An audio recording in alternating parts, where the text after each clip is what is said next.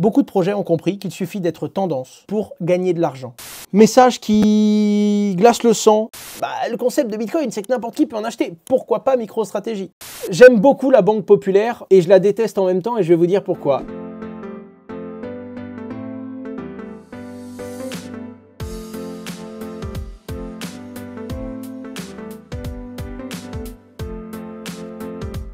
Pourrais-tu parler brièvement du groupe BPCE, donc Banque Populaire Caisse d'Épargne, qui annonce proposer très bientôt des services aux particuliers sur les crypto-monnaies? Quoi vous dire? J'ai un mélange entre 4 sentiments. Le premier, les banques rentrent dans le monde des crypto-monnaies et ça prouve une institutionnalisation, ça prouve une légitimisation du sujet des cryptos, ce qui est globalement une bonne chose. Deuxièmement, le concept même des cryptos, les valeurs de base, c'est devenez votre propre banque. Donc c'est quand même drôle de voir des banques qui proposent de la valeur, mais ça fait partie du jeu. À partir du moment où n'importe qui peut en acheter, en détenir ou en proposer, pourquoi pas une banque? C'est comme les gens qui disent ouais, MicroStrategy achète beaucoup de Bitcoin.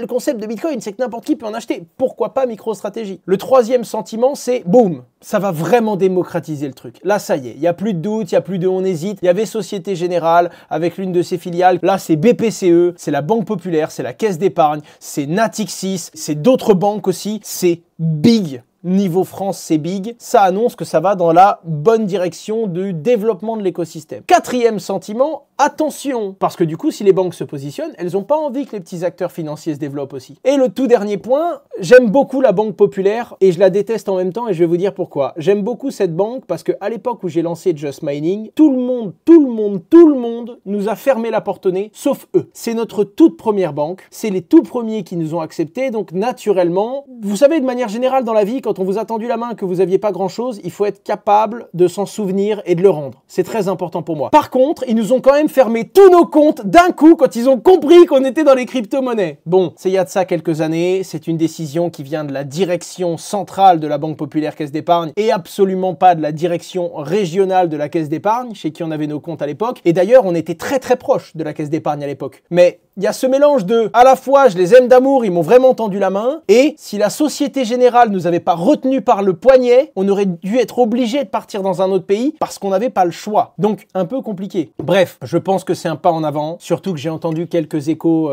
notamment de la personne qui en interne a fait son bout de chemin, et croyez-moi, hein, le mec qui est en interne, qui a réussi à avoir la vraie discussion pour convaincre le groupe de changer sa posture, qui a levé des fonds, c'est un vrai budget, hein. On parle d'un géant qui a mis des millions et des millions sur ce projet, c'est pas un petit truc, hein, et qui finalement fait que la Banque Populaire Caisse d'Épargne se positionne là-dessus. Franchement, profond respect à lui et bravo à ce groupe entier de s'être articulé et d'avoir changé sa position et son fusil d'épaule vis-à-vis des cryptos. Et indirectement, j'ose espérer qu'ils vont s'ouvrir un petit peu plus aux acteurs crypto parce que ce sont une banque énorme et on a tout simplement besoin d'eux pour pouvoir avoir des entreprises qui se développent en France, quoi, tout simplement. Quelle est la crypto-monnaie qui a pris le plus de valeur dans tout CoinMarketCap sur les 7 derniers jours? Le Fartcoin.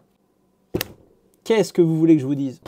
Non, mais ce que je veux dire, c'est que je suis convaincu par la technologie. On sait que le sous-jacent est incroyable. La valeur ajoutée est vraiment importante. Je pense vraiment, et je suis de plus en plus convaincu depuis l'utilité, le développement, l'écosystème, que la crypto et la technologie de la blockchain est game changer, nécessaire pour l'avenir. Par contre, il faut être capable de se le dire. Beaucoup de projets ont compris qu'il suffit d'être tendance pour gagner de l'argent. Du coup, les gens n'essayent même plus de créer des projets avec un vrai fond. Ils essayent même plus de livrer quelque chose de sérieux. Quand tu essayes de faire un projet avec un vrai fond, ça te coûte du temps, ça te coûte de l'argent, ça marche pas forcément. C'est très dur, les gens te crachent dessus parce que tout ce qu'ils regardent c'est est-ce que le prix du token il monte ou pas, c'est tout. Tu crées Fartcoin, le truc explose, si ça se pète la gueule, personne ne t'en voudra. Pourquoi? Parce que tu t'appelles Fartcoin, c'était dans le nom, c'était très clair, et ça moon, du coup tout le monde rigole, du coup tout le monde achète, et le truc il pèse 1,3 milliard de dollars.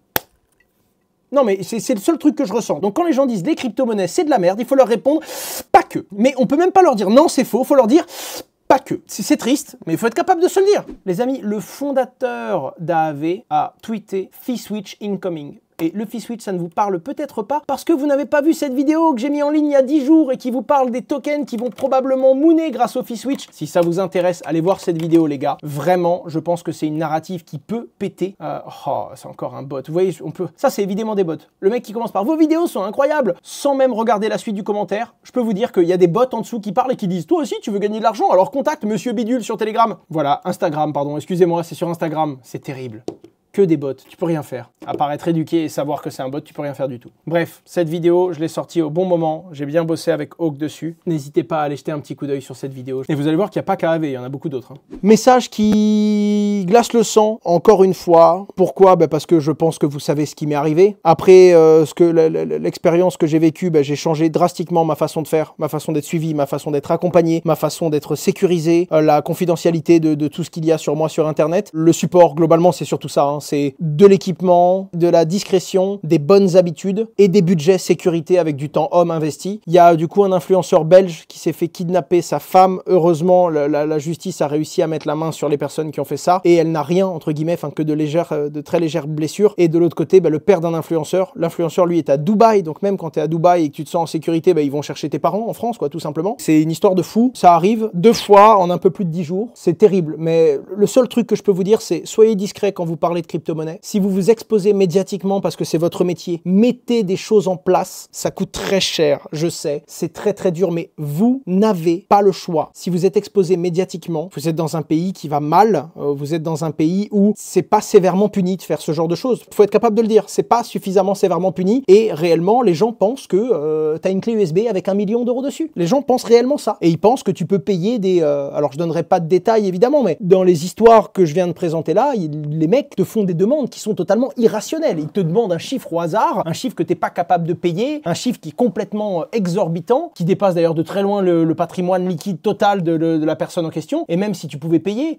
autant vous dire que dès que tu es un petit peu structuré, dès que tu as des méthodes de sécurité, tu es incapable de faire le paiement. Que ce soit des délais pour récupérer les fonds, que ce soit les multisignatures, que ce soit le fait que tout de suite, tu vas avoir la police ou tu vas avoir des systèmes qui vont rentrer dans la boucle et qui vont, entre guillemets, te dire de ne surtout pas payer. Et puis de toute façon, si on te raquette, on te demande de payer un montant pour libérer une personne, si tu payes le montant, la seule chose que tu as acheté, c'est le droit qu'on te demande un plus gros montant. C'est tout ce que tu as acheté. Donc c'est quelque chose d'horrible, c'est quelque chose de terrible. Ça glace le sang, c'est effrayant. Ça m'a bousillé des nuits, vous le savez, après l'expérience que moi j'ai vécue. Encore aujourd'hui, j'ai des trucs qui sont encore en train d'être mis en place. Il faut imaginer le pire, ça n'arrive pas qu'aux autres et soyez prudents, même quand vous avez des proches et surtout quand vous avez des proches autour de vous et que vous dites que vous avez de la crypto, parce qu'une personne publique, quand on s'en prend à elle, on sait qu'il peut y avoir des répercussions. Alors que on n'en entend pas beaucoup parler, mais il y a beaucoup de personnes à qui il arrive des choses horribles, mais ce sont juste des personnes qui ont gagné beaucoup d'argent, qui en ont parlé dans leur cercle local, qui sont pas connues, mais justement ça fait d'eux des cibles encore plus faciles en fait, si vous voulez. Je sais qu'on a envie, je sais que quand on a travaillé dur, quand on a pris beaucoup de risques, on a envie d'être fier, mais à part vous faire fracasser, les amis, il n'y a pas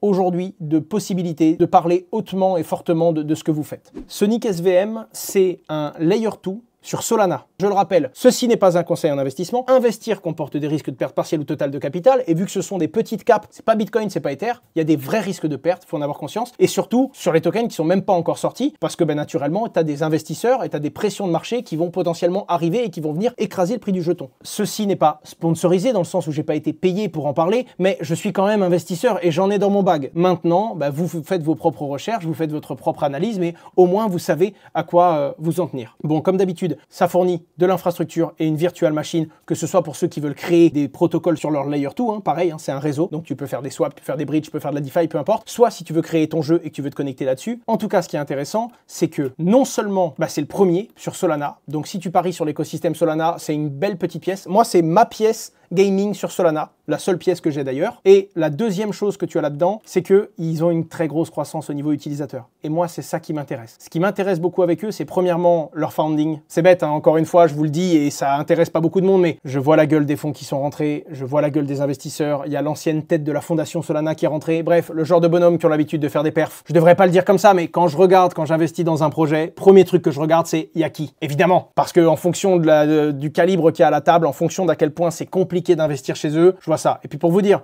moi j'ai fait un investissement que j'estime plutôt cool, je crois que je suis rentré sur 100 millions de valo, donc je suis rentré sur un truc déjà très très cher. Maintenant, quel est le petit truc qu'on voit pas spécialement? Si je vous parle de Telegram Mini App, est-ce que ça vous parle? Est-ce que vous savez ce que c'est? En gros, tu es dans un chat Telegram, tu fais /start et ça démarre. Ça peut être un jeu, ça peut être une application mobile, et c'est super communautaire parce que, en gros, juste en rejoignant un channel, directement tu as une application. En fait, c'est carrément Telegram qui fait tourner l'app et pas ton téléphone. Et donc juste avec Telegram, tu as des milliers d'applications. Eh bien, je trouve ça dingue dans les métriques de croissance utilisateur. J'en ai pas encore parlé parce que c'est un gros sujet complexe, mais pour faire très très simple, il y a des apps qui ont explosé, notamment Tada, niveau acquisition utilisateur, c'était presque 80% des nouveaux utilisateurs qui venaient rien que de Telegram, parce que tu pouvais lancer l'app Tada directement sur Telegram. Le truc, c'est que eux, Sonic, ils ont fait une surcouche logicielle et ils l'ont pas faite sur Telegram, ils l'ont faite sur TikTok. C'est-à-dire que quand tu es sur TikTok et que tu vas sur Sonic SVM, donc évidemment c'est pour du mini-jeu, etc., ça vous concerne peut-être pas, mais peu importe, restez concentré sur ce que ça apporte. Quand tu vas sur Sonic App, tu restes dans TikTok et tu peux directement ouvrir leur mini-app. Et dès que tu ouvres leur mini-app, tu es toujours dans TikTok, instantanément tu peux te connecter avec TikTok sans avoir à sortir de TikTok, toujours, tu valides, tu te connectes,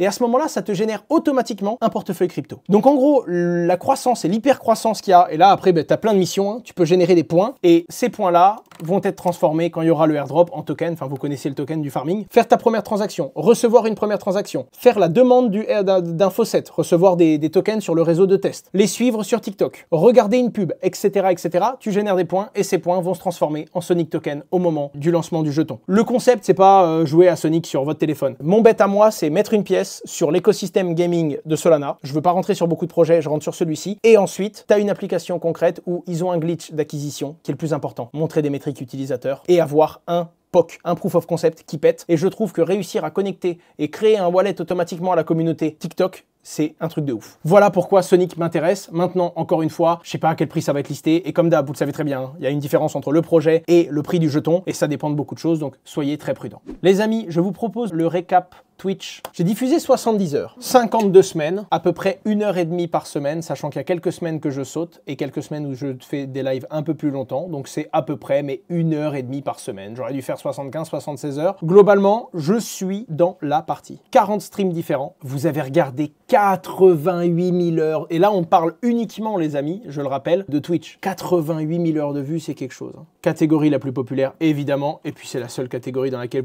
théoriquement, vous allez me retrouver. Hein. Je dis bien théoriquement, parce qu'il ne faut pas insulter l'avenir. Stream le plus populaire de l'année, 3670 personnes sur Twitch, donc on était presque 5 ou 6 000. Bah, ça devait être celui avec Paul, Crypto Formation, je pense. 112 000 messages envoyés. Émoticônes les plus utilisés. Ah là là, vous êtes fatigants.